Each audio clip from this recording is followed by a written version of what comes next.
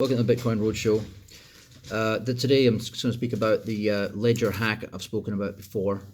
It's really disgusting that Ledger could allow a database to be available to even to their staff members. I mean, they should have had something that was actually internally encrypted so that it only has access to people on a one-on-one basis. Basically, if you imagine you're using a database trying to go through your customer records, there'd be no availability to that file at the back end that would show all the email addresses. Over 1 million email addresses. But you'd only have something at the front end. So for example, you're putting up this customer's name is that, boom, their email populates in there.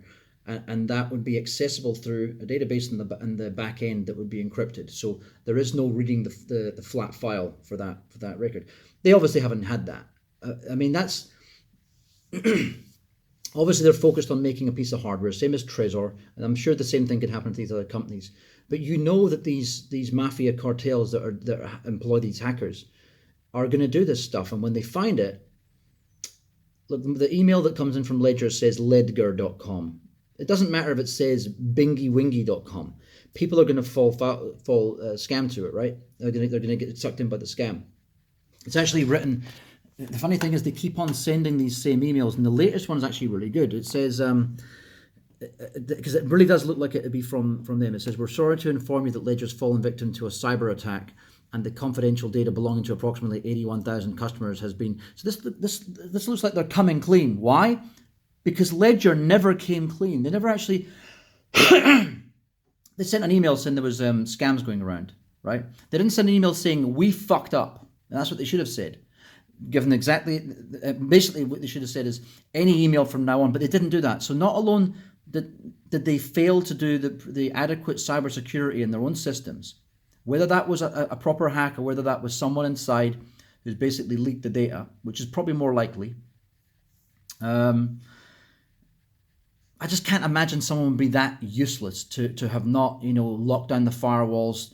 Made it pretty different. I mean, you've got so many different layers of security here. You've got you should have multiple layers of firewall security. So for Cisco Firepower, for example, a Cisco ASA, something like a FortiGate next generation firewall, before you even get towards your servers, and then you should have everything encrypted. So encrypted storage, encrypted databases.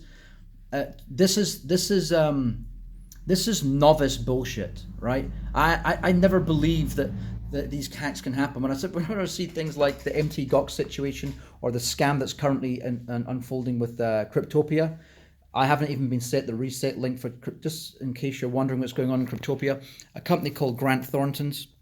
They're not one of the big four. They're way down the chain, but they're just as corrupt and criminal as Deloitte's and PricewaterhouseCoopers and the rest of them. They're managing the liquidation of this company, right? The Cryptopia company. All they've really done is take an 11 million, I think it is, themselves for fees so far in doing this job, this horrendously slow job, and get to a point where they ask you for information that you couldn't possibly have. The only one you might be able to have, your original email, is the registration date that you joined up with them. I don't even know if I have that. Let me just see if I do for Cryptopia. I know I'm changing subjects here. I'm going to get back to the other topic in a second.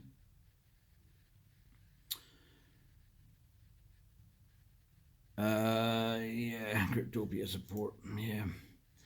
Okay, yeah, I've got emails dating back to. Yeah, it's funny. My oldest email to Cryptopia is actually not on the registration date. So there you go. So I'm going to have problems as well with Cryptopia. They're a bunch of numbskulls, these people.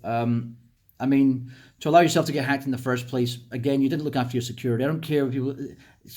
Hacking's not magic. It's looking for vulnerabilities. If you haven't bothered to have a $1 billion company or something that's storing billions in value, and you haven't even bothered to hire people with white hat hacking skills to actually block these black hat hackers, you're fucking dicks, and you've done that on purpose. It's like living in Harlem during the 80s and leaving your front door wide open. You're the reason you got broken into. if you're that fucking stupid. It's like being a virgin walking down the streets in Calcutta. You know what I mean? A blonde virgin walking down the streets of Calcutta naked, right? You caused your rape. You know, you're that fucking stupid. And this is the same situation here. So with Cryptopia, I just seen this morning, I wrote to these guys a couple of months back when I did that first video on this topic. They still hadn't done one proper email since that date. And look at that. Guess who's beaten them to the punch? The actual scammers have beaten them to the punch to write, oh, we're coming clean, we've had a data leak. Of course they've had a data leak, but yet it's the hackers writing that to lull you into a position of false confidence so they can steal off you. I would say unfortunately, most customers of Ledger will get sucked in by this. It's such a shame. I can see this all happening. These assholes will make billions, and it is going to be mafia scammers. That's what it's going to be. It's going to be Russian mafia, Bulgarian mafia, something like that, or the government, even worse, the biggest mafia. That's what it will be, just stealing everyone's coins. I did say 3 years ago in a video that what I can foresee happening is one of these software companies, for example, freewallet.org or one of those companies, or even Coinomi or something like that. There's a whole bunch of them, the software wallets. What they could do is either get bought out by a mafia company for a price that they can't say no to, or they can just pull off the scam themselves and basically have a backdoor to unlock everyone's funds instantaneously. So it could be automatically every Ethereum wallet get emptied out into this one wallet. It could be a backdoor that's sitting in there because you don't see the open source coding. There is no open source coding with most of these wallets, right? So that's what could happen. And I just said, you're obviously going to be safer with a hardware wallet, but not if these situations go around. The average person's not smart enough to see through these kind of scams. It's a real shame.